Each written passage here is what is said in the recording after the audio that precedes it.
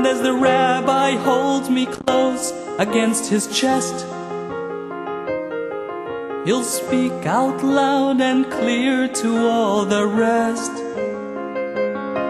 He'll say, no matter if you're very young or even if you're old, live by the words you'll find inside this scroll. Live by the words you'll find inside my soul.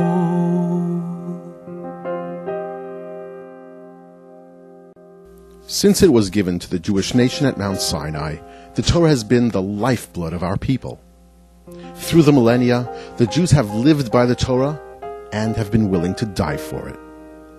Its teachings are timeless, its messages relevant to all people in every era, if we only would allow ourselves to hear God's words of wisdom found in Torah. The Torah is not merely a historical record of the creation of the world, the legacy of our forefathers and the birth of our nation. It teaches us the meaning of life and how we should live it. Every Torah scroll written since the time of Moses is written exactly the same as it was then. Changing even one letter of its 304,805 letters renders it invalid. Any deviation from the intricate laws of its writing compromises the foundations of our heritage. More commentaries have been written on the Torah than any other book. The oral tradition, containing complementary teachings and explanations given by God to Moses at Mount Sinai, are expounded upon in the Mishnah, Talmud, and midrash. The Torah represents eternal truths and ultimate clarity, written simply in black on white. Its many messages are vibrant and colorful, illuminating the Torah's texts with the rabbi's teachings and insights. In 2004, a magnificent new chapter was written in the annals of manuscript illumination. In a historic, virtually unprecedented endeavor, Mr. and Mrs. Rudolf Naftali Tessler commissioned Judaic artist Rabbi Yonah Weinrib to create a unique work on the 5 books of Moses that would combine breathtaking imagery, exacting calligraphy, painstaking micrography, with profound research, writing, and commentary of the Illuminated Torah.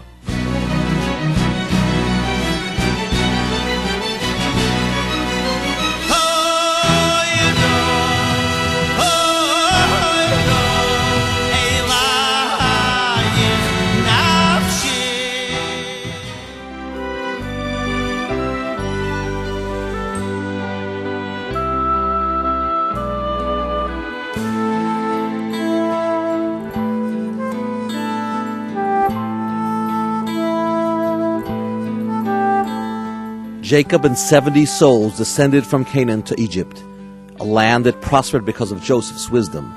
The nation increased, women bearing 6 children at one time, but the servitude increased as well. Moses was born and sent afloat in the Nile to escape the decree that all Jewish males be killed. He was saved when the hand of Pharaoh's daughter miraculously extended to reach him. At the burning bush, Moses received God's command to redeem his children from slavery. Shal na'alecha, remove your shoes from your feet, because it is holy ground. The shin and lamed of shal also represent the shachar and lavan, the black fire and the white fire, through which Torah was given, on the very spot where Moses first encountered God. We live with God's promise that we would leave Egypt as free men. 4 cups of wine are drunk at the Passover Seder, correlating to the 4 expressions of redemption. Despite our slavery, we lived with the hope of the Heveti. I will bring you to the land of Israel. The cup of Elijah is placed on the Seder table to enable us to live with that hope. 10 plagues were brought upon the Egyptians, 10 manifestations of God's mastery over the world and his involvement in every aspect of its existence.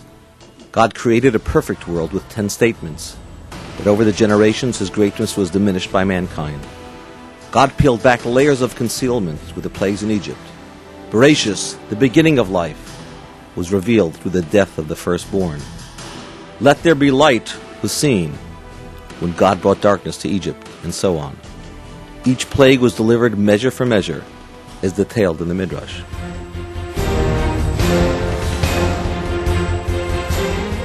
Men, women, and children, between 2 to 3 million people, crossed the desert on their way to the Promised Land. But they soon realized that Pharaoh and his armies were in hot pursuit. A pillar of fire preceded them. A pillar of cloud followed them to protect them from the arrows of the Egyptians. The mighty Egyptians brought chariots bedecked in gold and ornaments to pursue the Jews. The Egyptians drowned, their treasure set out before the Jewish nation, and miraculously, the waters parted for the Jewish people.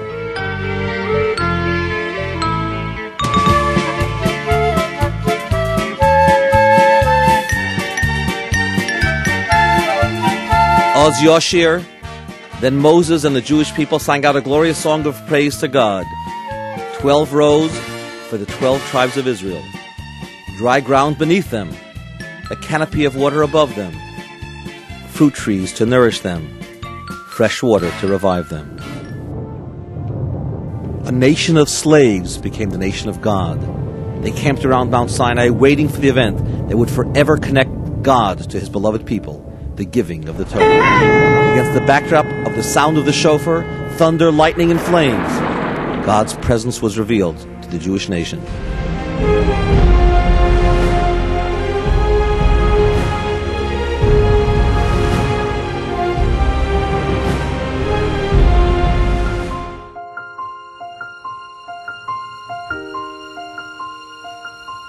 And they shall make a sanctuary for me, and I will dwell among them.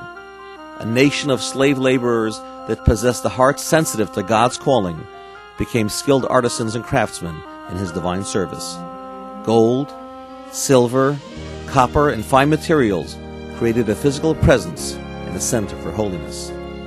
A kingdom of priests act as agents for their brothers, ministering in the sacrificial process involved in the service to the Almighty.